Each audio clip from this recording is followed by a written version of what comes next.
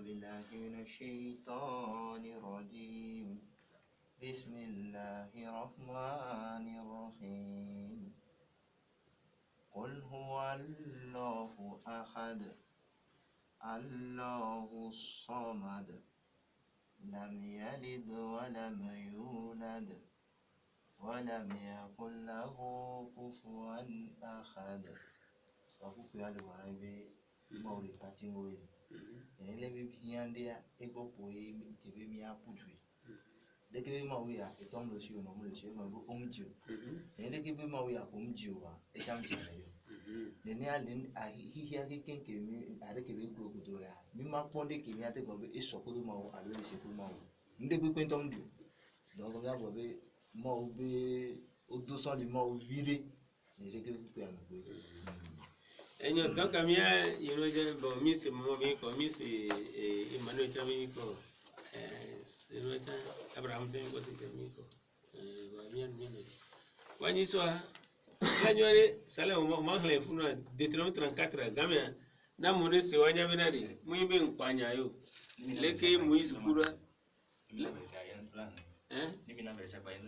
Deutéronome 34 o ja kale ya se mo raji jibile gamia ro ni so amo bu fo mbere be so Christ to so en fait ni so aya kele blombe et no émission que elle se vole zoom demi de Christ oui ni aya ni mo se benya aya ndi ya to na ri enya kan gboro ye bibi o be mu yi mo se ye ngoro o ma maton agbala maton mo se ye ngoro nu ke ntie so gboro ni wa wi be ngoro cha ko yo o be mo recherche so nya be Bible be mo pata keke won ame ko mi ko le waji an wo ngoro o so yin ko so so daroji ye nbo to be te goroji na me le di la ni le Google allo encarta et là quoi be c'est des écrits attribués yo en ba ngoro to la be ba contre Christ to wa yin contre won to na garo be e ba na tajina e wo hani oh 1 à 4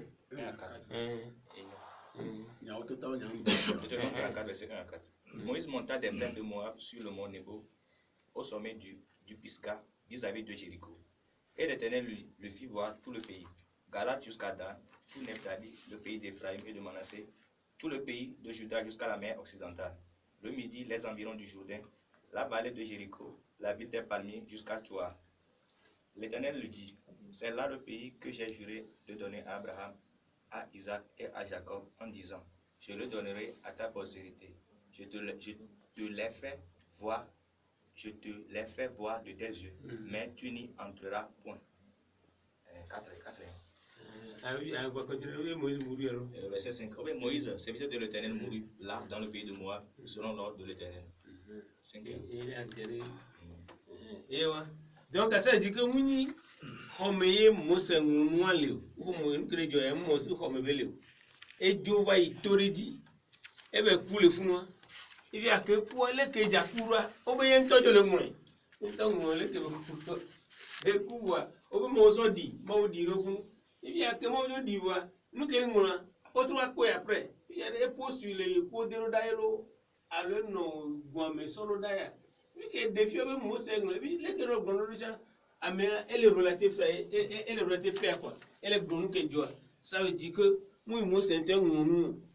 Wakati nguloni so eje aklabijina meri ena bo to kwa donc hadi dimile nde kwa temba fa kwa mera si ya kwa de miajo to do gamaduro yi miajo to ti egbe benya da egbe ya biya te so courant di donc a courant muslim to be kameveri o wela gun da miaminya enu so courant ti su boreko ego Bible le ou quoi Bible o kake o me mi plevai kengo watre be gbongbon la de nyago na mi wa gbongbon mi ko pe gbongbon ade o iya ko ko ra mi ko mo re jire ko wa como de dia on le tire que signifie vale na fi mi vale se no quoi mi abio se na de no bio se be courant nu ka be ni ma le ko la gbodo kudo le ko ngoro ma ojo na Quand après Inchowe emission. Ngo wa mbase bile kosira gbe.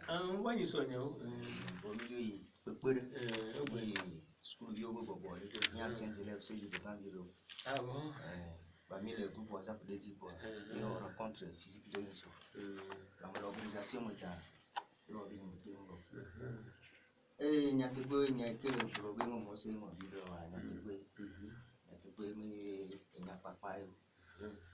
Ngoli ya omufiomi yo ya fiomi jo wala ke poimi na yo bo na ni se na ipo je ni bo pentatuta ebo su samane yo webe carrément mi va fia miato musulman to ngo fiomi contradiction le antique parce que su sawena mais ya de chofi mais ya chaple to chofi mais chaple to chofi donc ala wa pobe mama de kengo no na mo de kengo mo se kengo ya contradiction ma no su so donc a su si ko obe no chu ka me yi ko fiomi wa o grande su si ya vistele sus éloïste, sus hétéronomiste et sus sacerdotal italian. Donc à mon oui, Bible ma mo se nte mo Bible donc ang ma du ko le jibe enya ile bula mo ni nya papa e. Bueno katana. Abri ka fo gbe paso to ato fo bibia. No yo paso ora va con la ko. Yo mi kura mi da jo. Meka Suleiman Afaro Said. Said yaro. No. Alfa Said. Kura de na mabia se no kai kura male le kolate na ye le ke be joro. Le kura joro. Ami do agrema. Oni bio benjo file era de prophète obikin. Et moi je entends là. Et moi va me dans le bouton. Moi je suis wa be là. D'abord, à l'échelle de la tour qui vient de nous modia, et là, on a mieux la mer. Mais les contrôles vraiment sont pas et là bas position. À l'échelle de la ville, la cheville du vélo, c'est mauvais. Donc, il y a dit là non, tout venu confiant. Mais on peut agréer mal non est sérieux que vélo. Dès non est sérieux que vélo, ça on drôle bien mal pas dans son tir. Il y a que la confiance importante. Donc, moi, son temps le programme de sur notre numéro sur 3.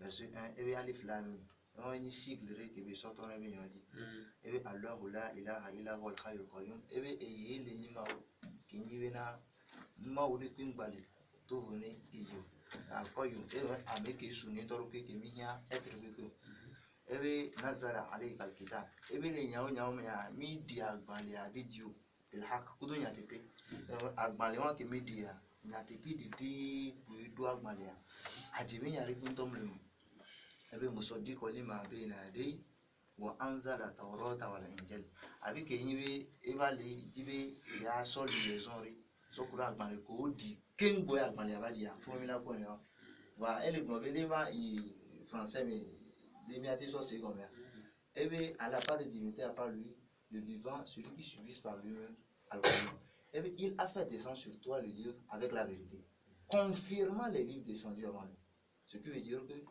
quem boy courant là-bas agbale dio o don ko ni courant que ya mo les ans na igbandi que ya mo sur le mode de vie quem boy que courant là-bas que courant baba il est confirmé bi nyonya agbale ko ba ya mo we nyonyi lo de ni agbale ko ba ya kudo ki ba pour tout le monde confirmant e be mo so di ko ele gbo bi nyawo we yi ma be na re ai ko don ko ni wa anzala tawrata wal injil de que ma o ya que ele di courant fi le confirmer agbale godun kwa teki ma o ya ele to ati agbale godun ko ri oji ko ri yo bi tawrat ele ni torah wal injil ele ni évangile donc évangile kudo torah agbale lo ni oni agbale ko pe o ki a mo so le o mo do alu ka mo ko do ki ma o ya ni ki ngbe torah ba donc torah ba e va confirmer ya gbo bi ma o ba agbale ko va ya wa be confirmateur ele ni ko se bi agbale bi ba ta sire ni bi nyawo nyawa ma ou bien y les hier avec Amodola ça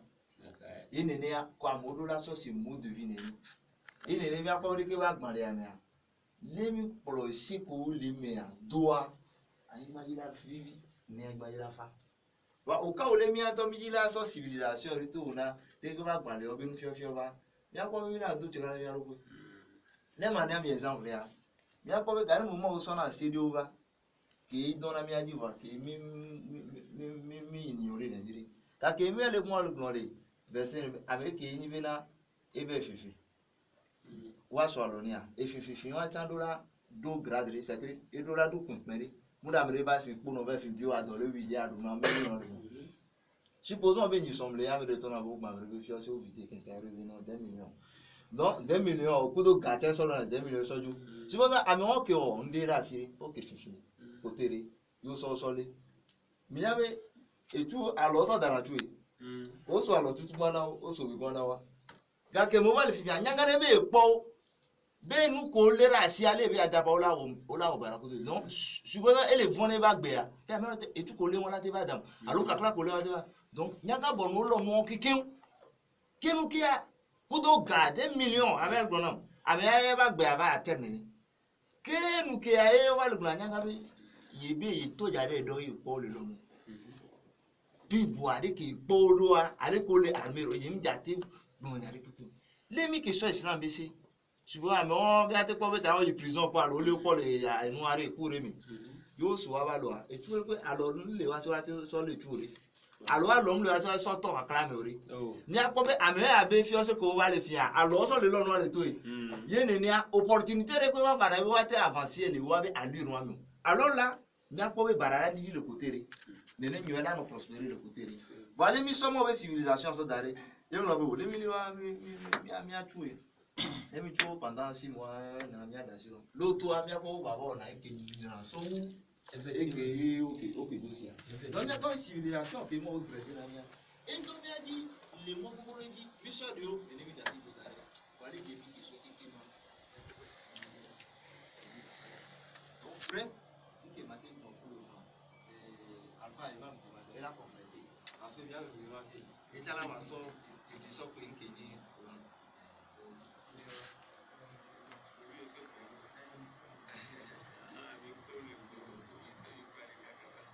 miaja pena maunu sepata to ke begianu nyate pe me anyake ampa saidi ko eye puma batengo wa ndibe matro kokwa mu maso wa disale hihibuli ego mele nyibe mauso agbale asona tuko le o juruwa o wa bale o tasi agbale mi sibere ke o jini ni sibere ke Jérémie 31 verset 31 dans l'année yene oba ikora ko me chaporo chate ko njibe yuda to no so agbale na wa lo pobe enu ke o sona wa etrota ele pompo so wa ben ble wo wontia o sona no so wulana sona ko plike la don wa jaka tiona du ko ye ma wule jibe ya don message leba ba message ko la so va ya de ma ba ko do Coran to mi ti Coran to di dara be nyama gboro gama mi akon kenti Coran e ba popo agbale gbo ti o ro la ko gebi ki je ba pale de no bi maube yo troso Taurat kuro Injil egobe Coran ba le tegberu ne ba gbale oji egobe agbale o pata le Coran ko ni ke ma wule ja so agbale aba mautati agbale adidi le centre du monde funa le ni Kaaba ben so Google quoi pour le centre du monde là de Kaaba tono Tifia Québec le centre one e ba trove me bi ne Africa to ma no globe yo vo be nu ye yo vo la no globe o aju ya me to be nu wa mautati de bi ke he agbale wa ba Africa to le yo ebe yo nyine yo bi yo vo Arab yo le yo ebe mia be biye e go me le ni be Abraham etite le Mésopotamia kele ni Irak egbe eva Africa ye beba de Hagar Bible tegbero dibe de le Genèse 16 verset 3000 comme Dieu m'a rendu stérile je te donne ma servante pour femme peut-être aurais-je un enfant à travers elle et nyabouye pour femme moi koza na Sarah ko ke tura ke kem même mot comme do être de nous fifia nenibe di ke tole union ame bewa mea kele ni Ismaïla yebe didimi Bible bonami be le Genèse 21 verset 21 mebe de diobe tizogwe dadadi polo ya zogwe abe paran ora paran moi le centre du monde